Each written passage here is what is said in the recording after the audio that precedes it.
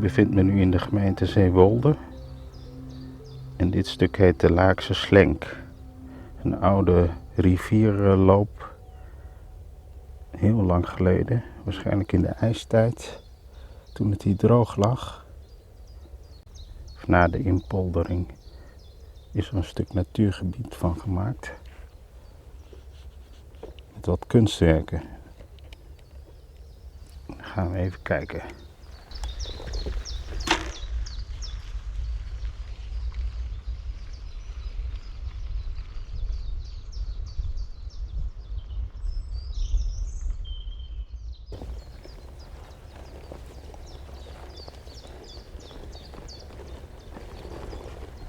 Het is wel veel overwoekerd met bramen.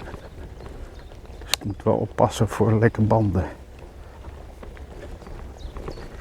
Nou, dit pad is wel redelijk befietsbaar nu. Die droogte.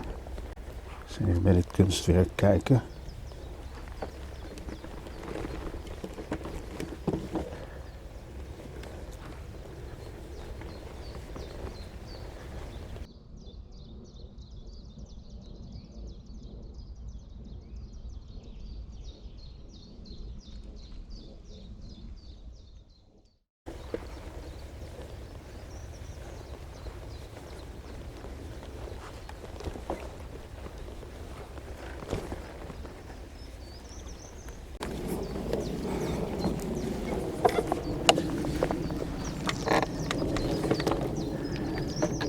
Zo, eens even daar gaan kijken.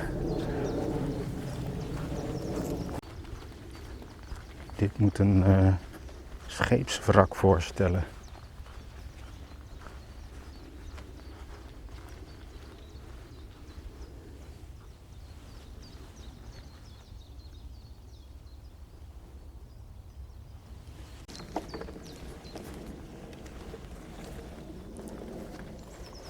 Dat ding heet de Kogge, zie ik nu op de kaart. En dan gaan we naar het eind van de Laakse Slenk fietsen. En dan gaan we zo naar de Wielseweg, daar is de uitgang. Parkeerplaats.